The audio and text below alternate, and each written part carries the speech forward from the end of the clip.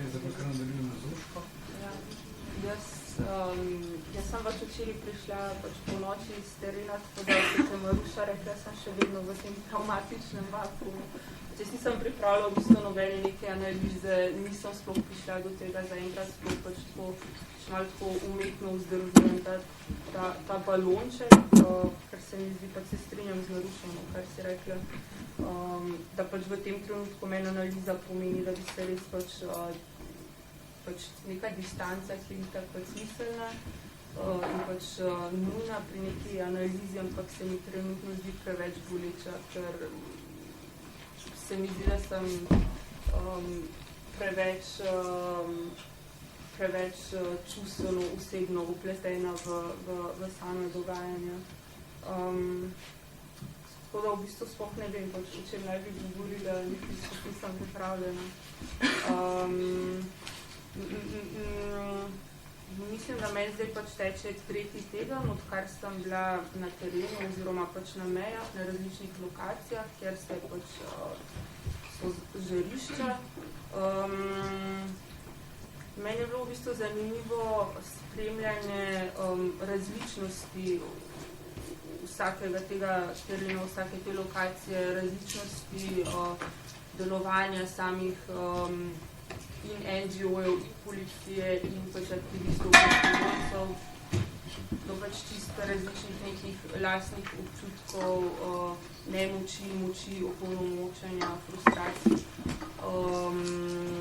Ne vem, čisto direktno, recimo, prva meja, oziroma prva pač neka situacija je bila četrtek pred 3 tedni, ker smo v bistvu iz sestanka v Rogu laufali v avtomobile in se peljali na Dobovo, ker so bili v bistvu prva skupina, neka večja skupina migrantov, ki so prišli z vlakom na Dobovo. In potem v bistvu ta nek prvi vstop v zdajšnji teren, ki je bil zame tako zelo močen, poln tega fajterskega momenta. Se pravi meja Harnice-Rigonce, ker je v bistvu čez celoten dan bila ena taka gradacija nekega vzdušja od najprej poskusa prečkanja zelene meje, se pravi, da smo skušali, še z Majo se skušali skupino migrantov ilegalno pač prečkati hrvaško-slovensko mejo, preko reke, da je bila Sofla. In potem v bistvu ta demonstracija oziroma protest, ki se je zgodil, ne? In v bistvu soočenje na eni strani z popolno nemočjo in obupom, si soočen z 20, 30, 37, 40 robokopi, ki so neodzivni in izvajajo nek psihičen pritisk in potem pač v bistvu še uporabil solzivec, pa do tega momenta, kar zna biti tudi zelo problematično. No?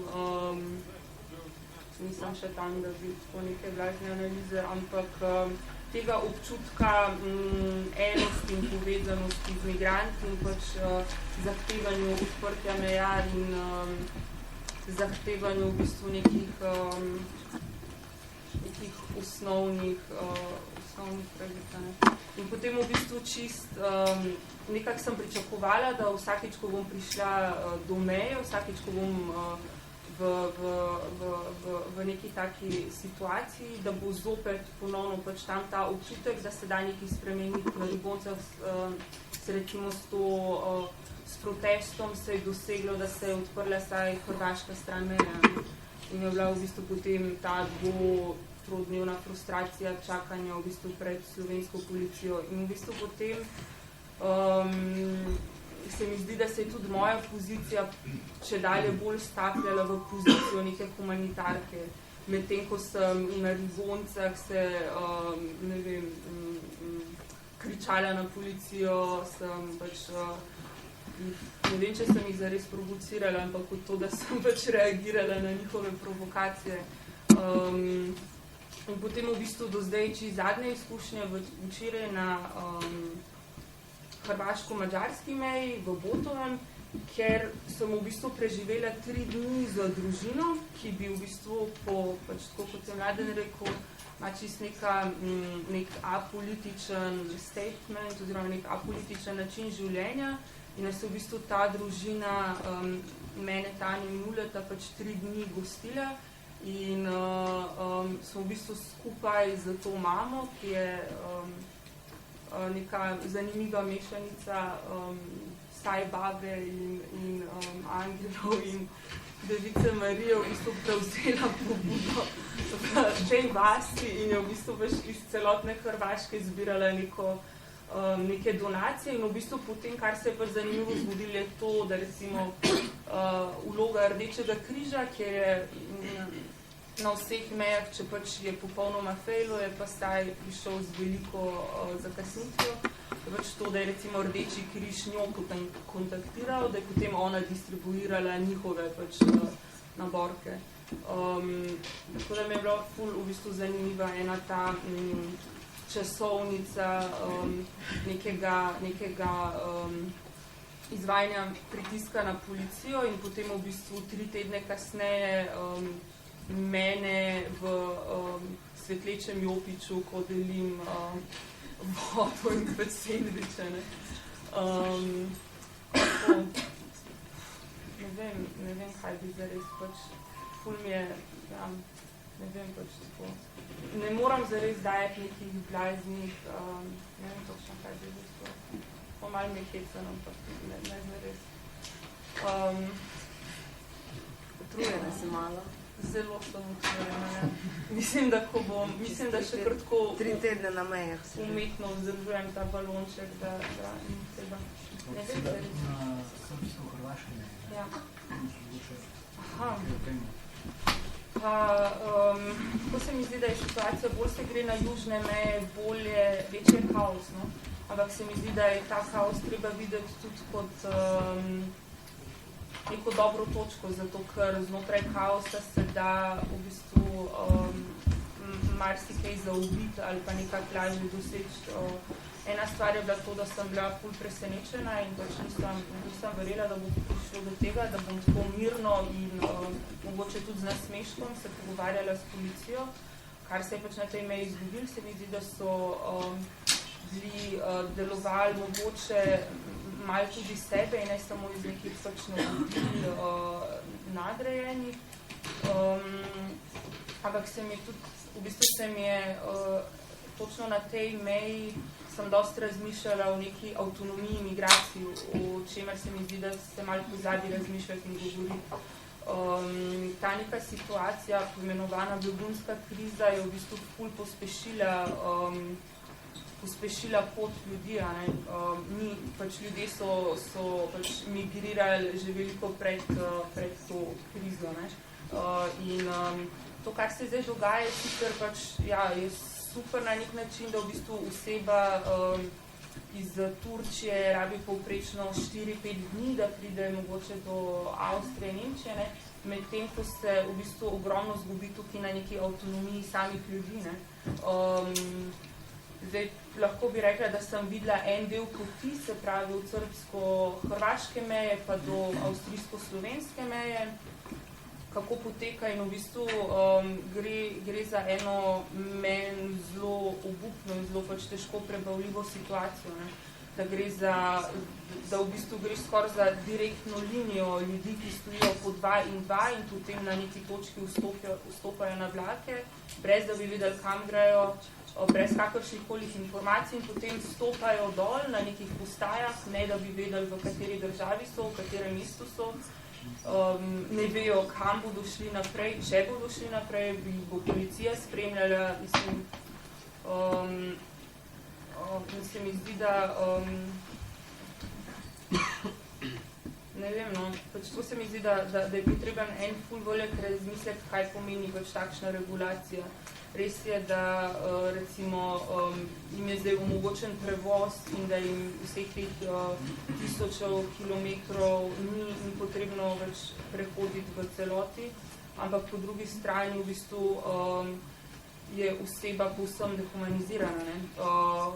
Zgubi povsem zgubi neko avtonomijo, neko suverenost.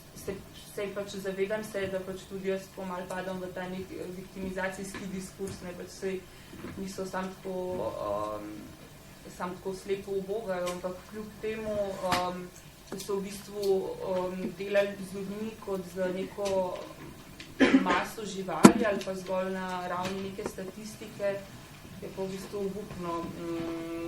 Ker recimo ljudje bi si želeli potovati na druge načine, želeli bi se premikati drugače, želeli bi se v bistvu kaj ustaviti na svata.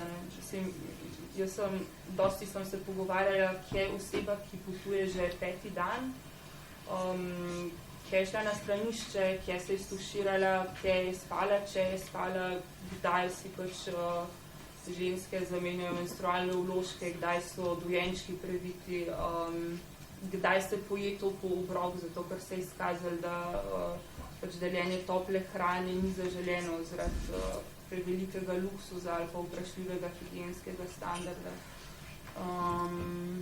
Tako da mogoče se mi zdi en pomemben razmislek tudi o sami avtonomiji, ne? Tudi zato, da se ne zapade v neko viktimizacijo, zato ker na vse zadnje pač so prepotovali polovico sveta, dali so sranje v državi izvora čez, dali so ogromno sranja na poti, veliko sranja jih čaka še potem, ko bodo se nekaj odločili zaprositi za azil oziroma jih bodo pač nekam napotili. Tako da to, ja. Umetno so ustvarili distanco, mislim.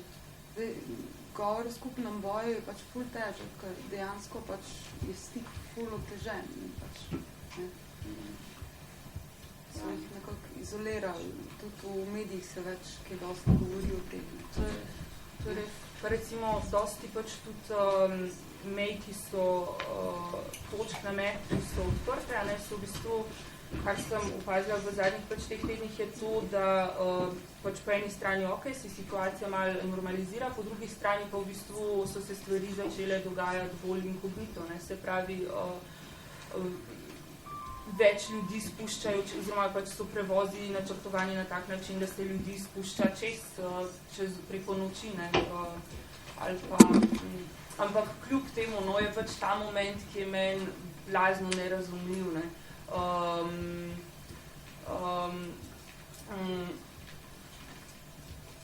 Sama, pač lahko sam pač govorimo tudi o neki geografski postavitvi pač in azilnih centrov in deportacijskih centrov in zdaj pač teh kempov, ki so pač sicer vezani na pač na neke meje, ampak v bistvu, da se to ne dogaja v neki puščavi brez ljudi, ki bi to pač videli, brez ljudi, ki bi lahko reagirali, pa ne reagirajo, brez ljudi, ki pač sicer vidijo in reagirajo po svojih nekih tonov. Mislim, meni je bila včeraj precej tako bizarna, mislim, zdi se mi, da je bila pač ta fotografija, ki je ful nekako dobro prikazala to neko situacijo, ampak je bilo pač meni precej ogabno. No.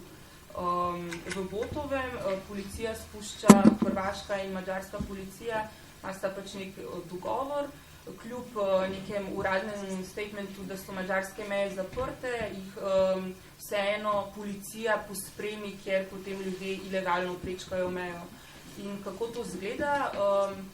Ljudje pride vlak za ponavadi od 9 do 12 vagonov, ljudje se sipajo dol, približno 1500 do 2000 ljudi in potem prehodijo neko pot čez most, čez reko, po glavni cesti. In v tem času je glavna cesta zaprta, policija zapre glavno cesto.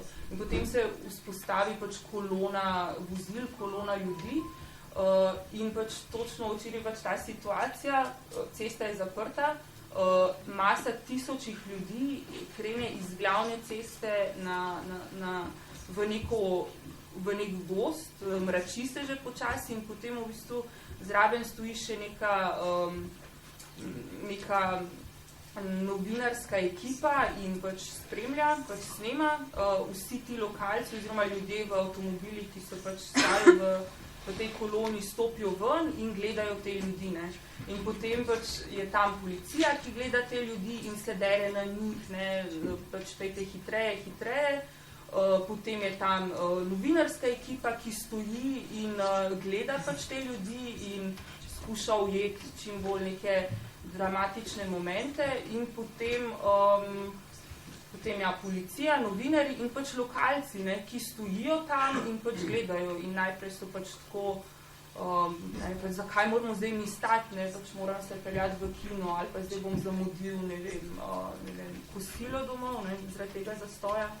In stojijo tam in pač gledajo, ne. In pač vsi, pač večinoma samo pač tako gledamo in spremljamo. In mi je blazno nejasna ta pozicija, zakaj, pač razumem, da mora biti neko delovanje, mora imeti premislek, mora imeti neko strukturo, ali ne vem, kako naj temu rečem, da ima sploh nek efekt, ki je na koncu smiselen, ampak pač to se dogaja v bistvu pred našimi očmi, ne. Ja, mislim, bila sem pred parimi meseci blizu Linza, blizu Uroš, ki spomniš, kako se je imenoval ta grad? Hartheim. Hartheim, ker je v času druge svetovne vojne so začeli zdravniki z pač poskusi najprej nad nekimi pač začeli so ubijati ljudi in začeli so testirati, kako je pač zapliniti čim večjo maso ljudi v pač teh celicah, ne. In kar me je najbolj presenetilo je to, da je bil ta grad, ta lokacija je bila postavljena sredi vasi, sredi idilične, popolne, klaustrofobične avstrijske vasice, ne. In ljudje so tam iz dneva v dan, več tednov, več mesecev, več let, vohali pač von žganih trupel, ne. In ni pač, ja.